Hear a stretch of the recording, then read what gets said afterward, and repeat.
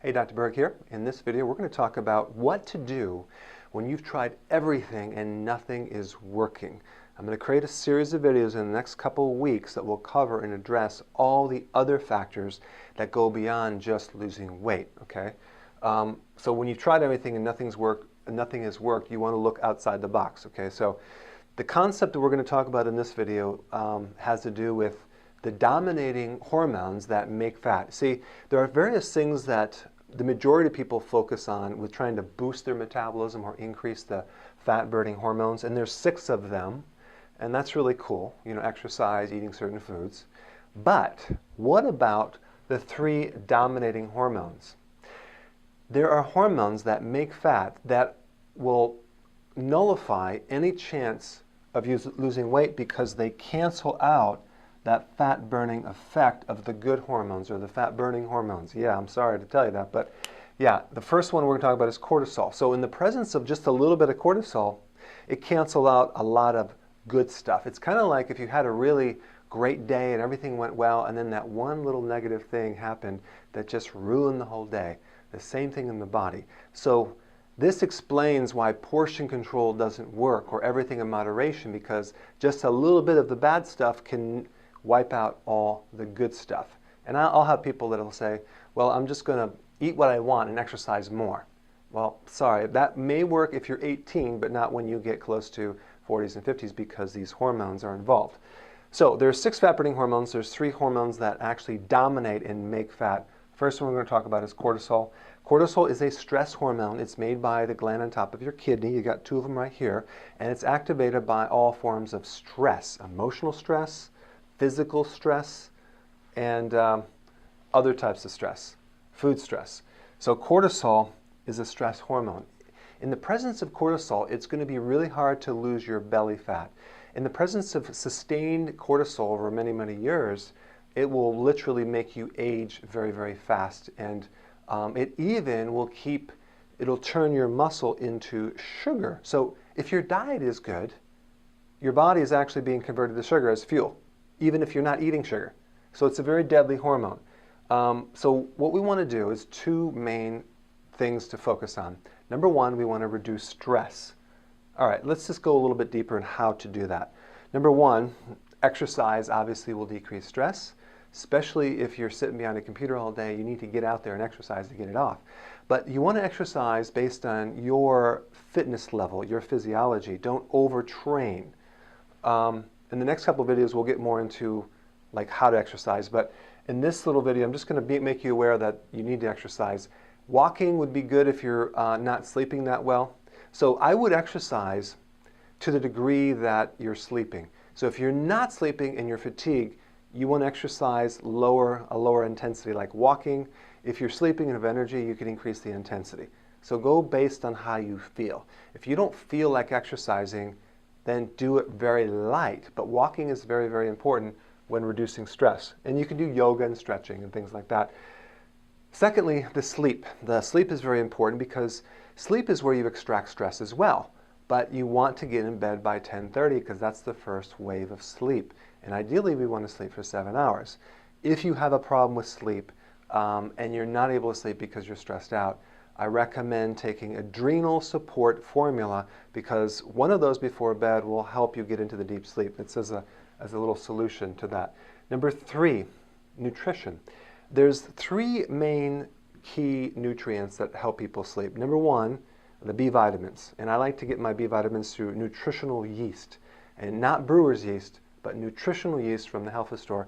Take a tablespoon and put it into your food. You could put it on a little plain yogurt and then consume that once a day. That will help that internal anxiety stress build up, and it actually will help vivid dreams and very active dreams and nightmares. If you have that, we know you're deficient in B vitamins.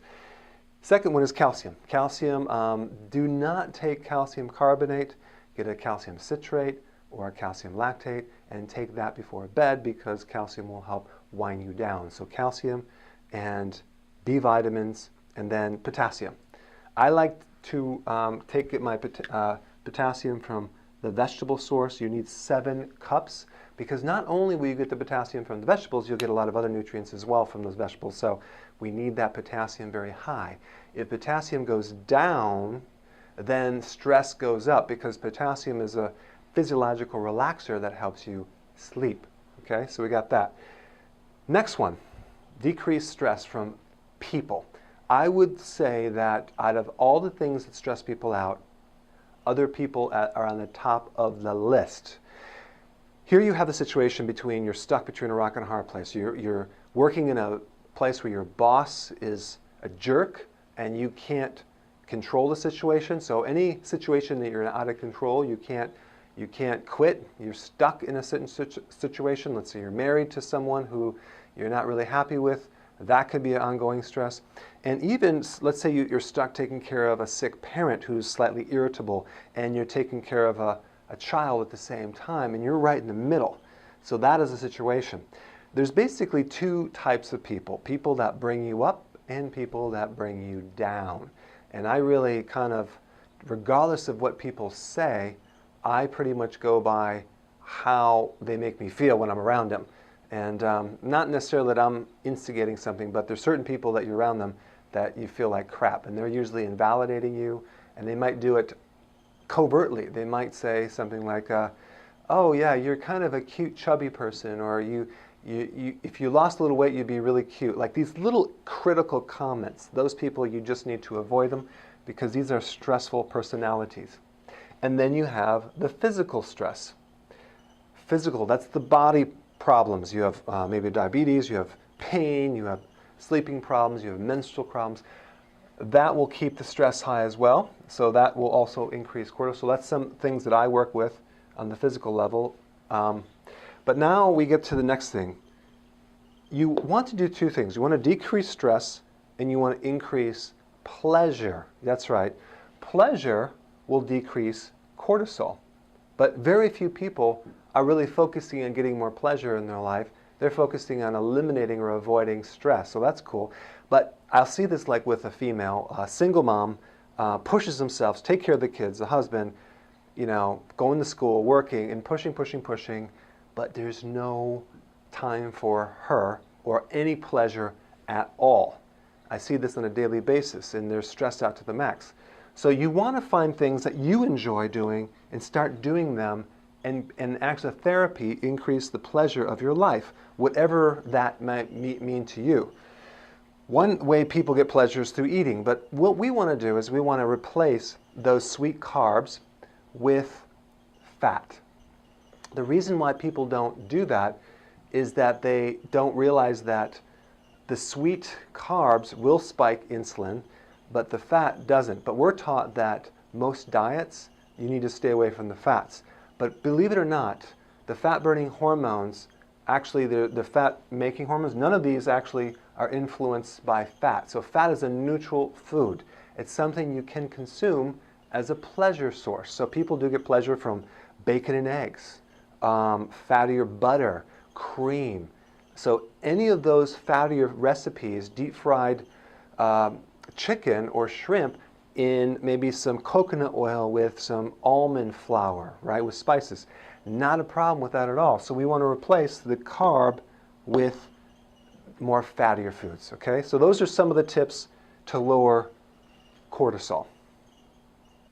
Okay, so the next dominating fat-making hormone is called insulin. Okay, now insulin is a hormone that regulates the sugar in your blood. So when you lose the ability to regulate sugar, it tends to go high. Okay, and that's called diabetes. Low sugar is called hypoglycemia, but high would be diabetes. Okay, so what triggers insulin is sugar, and you may already know that. Okay, so you know you need to avoid sugar. But what I want to talk about is an interesting fact that I want to put more emphasis on because it's very, very, very important. In the presence of just a little bit of insulin, I'm talking about a little bit, a tiny bit, especially as you age and your metabolism slows down, a little bit of insulin will cancel a lot of good work that you're doing. In fact, for some people, all it will take is about 80 calories. That's like one cookie, half a glass of juice, a half a glass of wine, which basically is sugar, to block fat burning up to 72 hours. Yeah, I know. So this is the problem, is that the philosophy of everything in moderation or portion control does not work when you're talking about hormones. So insulin is a very powerful blocker, and I'm not just talking about actual sugar and candy. I'm talking about all the hidden sugars like breads, pasta, cereal, crackers, biscuits, waffles, pancakes, muffins, soda, and then you have juice. You have what else? You have MSG, monosodium glutamate. It's in a lot of foods. It's hidden now as modified food starch. I created a whole video on that in somewhere on this blog, so you can check it out. But insulin, we need to avoid that. Okay, now lastly, the last one is called estrogen. Now, estrogen is also a dominating hormone. It's not as important as insulin, but it's a factor that can keep you from losing weight.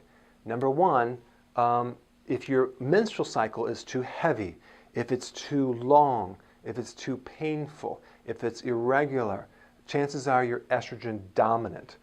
Too much estrogen will make you get fat in the hips, in the butt, and lower pooch below the belly button, and it will eventually cause a fibroid, which then will make more estrogen. Yeah, so it's just kind of a never-ending cycle. And then of course there's environmental estrogens, like you would take birth control pills or hormone replacement therapy, or even a pregnancy could spike the estrogen. Environmentally, it could be also the hormones in the food supply that you're consuming, and it also could be soy. Soy is very estrogenic. So these are just some common things that you have to be aware of when you're trying to lose weight and nothing's working. You want to look at anything that's triggering these counter hormones, not just these right here. So I hope I increase the awareness to look at other things outside the box, because you have to be able to look very lateral to see what's causing your situation. I'll see you in the next video.